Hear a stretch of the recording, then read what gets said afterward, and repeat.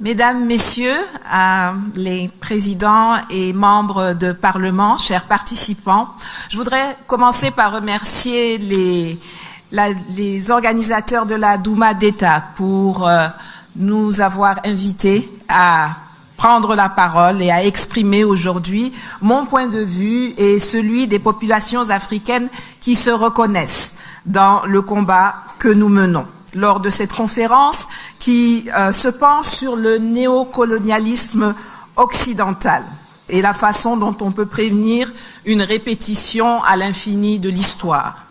Dans ce cadre, j'ai choisi aujourd'hui de vous parler de l'absolue nécessité de lutter contre la falsification de l'histoire, notamment dans le précaré français, qui entretient un narratif mensonger, que je dénonçais déjà lors du premier sommet Russie-Afrique en octobre 2019 à Sochi, et qui m'a valu quelques menus problèmes, comme certains d'entre vous le savent peut-être.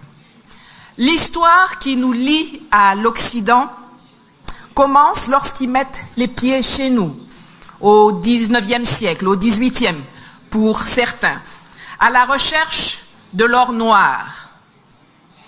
À l'époque, l'or noir, ce n'était pas le pétrole, c'était nos aïeux. C'était cette main-d'œuvre qu'ils ont transformée en esclaves pour aller travailler chez eux et les enrichir. Cette histoire avec l'Occident continue avec des accords de protectorat, pas bien méchants d'ailleurs, à l'époque, qu'ils ont signés avec certains chefs africains en amont de la conférence de Berlin en 1884 et qu'ils ont ensuite violés, comme d'habitude, pour se lancer dans une colonisation qui, loin d'avoir été aussi paisible et positive qu'ils aiment bien le faire croire, a été dure, violente et sanglante. Ils se plaisent à évoquer les travaux qu'ils ont effectués chez nous comme si c'était des cadeaux. Non. Alors, ces routes, ces chemins de fer qu'ils ont construits, c'est avec notre argent, notre sueur, notre sang et notre vie. Loin du discours sentimental dont les tenants du pouvoir français d'hier et d'aujourd'hui aiment nous abreuver, cette histoire a ensuite été marquée par des luttes d'indépendance, mais aussi, on n'en parle pas trop souvent, par les luttes syndicalistes contre le travail forcé, pour l'amélioration des conditions de vie des populations maltraitées par les compagnies occidentales et par des bagarres autour du foncier. Le narratif français de cette époque-là est généralement aux antipodes de ce que les populations connaissent et se remémorent. C'est brutal, c'est sauvage. L'histoire se poursuit ensuite avec le néocolonialisme, la nouvelle forme du colonialisme qui a vu le jour après l'octroi des indépendances aux pays africains, comme si l'indépendance s'octroyait. On l'a appelé ainsi parce que les indépendances ont fait croire aux gens que le colon partait, alors que la réalité a démontré qu'il n'en était rien, et que le colon est resté et qu'il a conservé tout son contrôle. C'est ainsi que notre histoire commune se poursuit avec des coups d'État, les changements de régime, qu'ils ont longtemps niés, mais qu'ils ont pourtant perpétrés grâce à leurs mercenaires, comme Bob Denard, grâce à leurs légions étrangères, ou grâce aux soldats africains qu'ils ont formés, peut-être même pour cela. C'est généralement lorsqu'ils ne sont plus aux affaires que certains chefs d'État français admettent du bout des lèvres leur forfait. Mais pourquoi éprouvent-ils donc le besoin de falsifier l'histoire? Là d'où je viens, c'est très simple. On dit que lorsque tu mens, c'est parce que tu as quelque chose à cacher.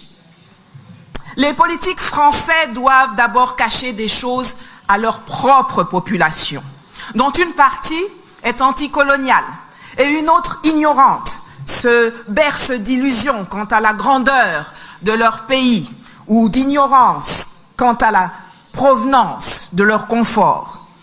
Ils doivent ensuite mentir à la communauté internationale, car après s'être posés en défenseurs, en parangons de la démocratie, des lumières, des droits de l'homme, il leur est difficile d'admettre à la face du monde qu'ils ont renoncé à ces valeurs pour devenir des geôliers, des tortionnaires de ceux dont ils avaient la tutelle.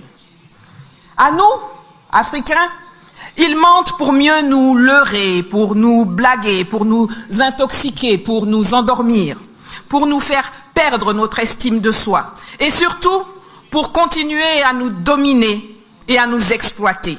Mais avec nous, ils ont fait plus que mentir. Les éveilleurs de conscience, les empêcheurs de tourner en rond, ceux qui ont eu accès à certaines informations ont été soit intimidés, soit éliminés. Nos dirigeants les plus indociles ont été éjectés ou assassinés. Mais comment font-ils pour falsifier et pour dominer? Le néocolonialisme a un volet politique, un volet économique, un volet militaire et un volet culturel et social. Et pour chacun de ces aspects, il y a eu un discours précis dans lequel nous baignons encore. Si l'on regarde le volet politique, le narratif a présenté le néocolonialisme comme le choix des Africains eux-mêmes, exprimé à travers des chefs d'État complices, choisis et formés par le colon et prêts à endosser le rôle d'immature irresponsable, manquant de capacités politiques et intellectuelles nécessaires pour se représenter eux-mêmes dans des instances que les colons ont créées dès 1945, alors que nos pays, en l'état actuel des choses, n'existaient pas encore. Ce discours nappé d'une pseudo-amitié nouvelle et des attaches dites historiques, dites indéfectibles, liant le maître et le sujet, c'est ce discours qui fonde la tutelle politique que nous subissons depuis plus de 60 ans au sein de l'Organisation des Nations Unies, de la Banque mondiale et du FMI, entre autres. On peut aller plus loin. C'est ce narratif qui continue de justifier aujourd'hui encore en mars 2023 l'existence du statut de porte-plume dévolu aux anciennes puissances coloniales au sein des Nations Unies, qui leur réserve le droit de rédiger les résolutions et les communications présidentielles du Conseil de sécurité et de l'Assemblée générale sur l'Afrique. Seul le Mali, avec le colonel Assimi Goïta, a eu la dignité de le récuser il y a quelques semaines. Merci. Sur le plan économique, nos anciens maîtres ont écrit une histoire selon laquelle nos pays sont pauvres, nos économies sont faibles, n'ont pas de capitaux, n'ont pas d'industrie, n'ont pas de moyens et financiers pour se prendre en charge. Ce qui nécessite qu'ils gèrent notre monnaie, qu'ils nous fassent crédit, qu'ils nous apportent une aide qu'ils présentent comme un acte humanitaire pour leurs anciens sujets, pour nous aider à nous en sortir économiquement. Encore une fois, les présidents africains complices acceptent de signer des traités léonins qui garantissent aux États occidentaux une protection solide et contrôlée contre la concurrence étrangère et leur permettent aujourd'hui encore de faire main basse sur nos économies, les finances publiques, les ressources naturelles de nos pays. Des accords infantilisants qui nous ont conduit tout droit au fiasco et qui font de certains d'entre nous des prisonniers du franc CFA, des éternels mendiants au guichet de l'aide publique au développement, des endettés improductifs devant l'éternel. Concernant l'aspect sécuritaire, le narratif des Occidentaux a consisté à dire que les pays africains nouvellement indépendants, ne disposant pas de structures nécessaires pour assurer leur sécurité, il fallait les aider toujours, en organisant pour eux la création d'armées et de services de sécurité. Dans le contexte de la guerre froide, dont on a parlé précédemment, caractérisée par les luttes d'influence entre les blocs communistes et capitalistes, les anciens nouveaux maîtres ont mis en avant cette incapacité des Africains à se protéger eux-mêmes pour justifier l'installation permanente de leurs bases militaires sur notre sol.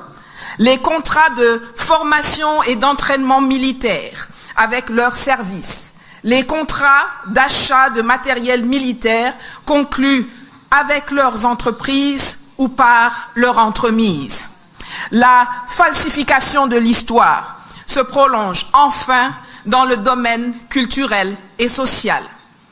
Pour bien tenir tout ce que je viens d'évoquer en harmonie et montrer que la culture de l'ancien colonisé est exactement celle qu'a voulu la puissance coloniale, on a créé le monde de la francophonie et du Commonwealth, qui ont réussi à transformer la culture en un instrument de pression politique, commerciale, en instrument d'intoxication des masses africaines du précaré, à travers les programmes éducatifs, les programmes scolaires, les programmes universitaires, les maisons d'édition, les arts, le sport, la culture et les médias, pilotés par la capitale de l'ancienne puissance coloniale. L'information n'est crédible, n'a de sens et ne doit être prise en compte par la communauté internationale que lorsqu'elle est validée par les organes de presse de la puissance coloniale. Et c'est ainsi qu'on voit nos présidents, nos ministres, nos députés, nos intellectuels se précipiter fièrement à longueur de journée pour donner à RFI, France 24, TV5, l'AFP, Vieille Afrique, enfin ça s'appelle Jeune Afrique je crois, des interviews et des opinions qu'ils dénient à leurs propres médias et participer ainsi activement au maintien de la fumisterie coloniale. Heureusement, l'Internet nous permet aujourd'hui de corriger cela. Et une vidéo, un tweet, une conférence, un live de Kémy Séba ou de moi a plus d'audience et plus de résonance que n'importe quelle émission de médias france-africains. Évitez donc d'aller à Paris. Que faut-il donc faire pour mettre un terme à cette falsification qui permet la pérennisation du néocolonialisme occidental? Les accords léonins signés par nos chefs d'État africains complices qui s'empressent de punir ceux qui en dénoncent les effets. Kémy a été chassé du Sénégal parce qu'il a déchiré un billet de 5 000 francs CFA. J'ai été chassé de Côte d'Ivoire parce que en 2019 à Sochi, j'ai dénoncé la structure du néocolonialisme français et son narratif mensonger. Les manuels scolaires, la culture, les musées, les médias sont les moyens visibles qui sont utilisés pour falsifier l'histoire et nous maintenir dans l'escarcelle du néocolonialisme occidental. Mais il y a toute une partie invisible, toute une partie qui se traduit par la dissimulation des archives et le soft power utilisé dans les coulisses des institutions, des événements, des conférences internationales auxquelles l'Afrique n'a pas accès. Quand les Français marchent la nuit dans les couloirs pour aller dire à leurs partenaires internationaux ce qu'ils ont le droit de faire ou non en Afrique, ce continent qu'ils continuent de considérer comme leur propriété et dont ils ont besoin pour survivre, ne serait-ce que en tant que puissance moyenne. C'est pourquoi je m'adresse à présent directement aux amis russes dans la salle. Ouvrez vos archives. Donnez-nous les preuves que vous détenez de ces agissements. Maintenant que vous voyez leurs méthodes et que vous en faites aussi les frais aujourd'hui. Avec la réécriture de l'histoire, de la contribution de la Russie à la marche du monde et au bien-être occidental, vous comprenez, j'en suis sûr, nos besoins, mieux que jamais. Vous étiez à Berlin en 1884, nous n'y étions pas. Vous étiez à Yalta, nous n'y étions pas. Vous étiez là en 1960, nous n'y étions pas. Partagez-nous vos informations et vos archives pour nous aider à déconstruire efficacement, scientifiquement, la falsification de l'histoire qui fait le lit du néocolonialisme. Quant à vous, mes frères et sœurs parlementaires africains, j'ai aussi quelque chose à vous dire pour conclure. Tous les jours, au péril de notre vie et de notre confort, nous faisons notre part pour déconstruire le carcan mis en place pour nous maintenir dans l'asservissement. Je vous demande, en rentrant chez vous, de faire votre part pour virer le geôlier et pour briser les chaînes de la tutelle encombrante, hégémonique, peu rassurante et appauvrissante qui nous empêche d'évoluer et de devenir des hommes dignes et libres et prospères au sein de nations africaines unies et apaisées. Certains d'entre vous le font déjà. Après avoir été élu à la tête de l'Assemblée nationale de Côte d'Ivoire en 2001, le professeur Mamadou Koulibaly a fait ce qu'aucun président de l'Assemblée nationale n'avait osé faire auparavant.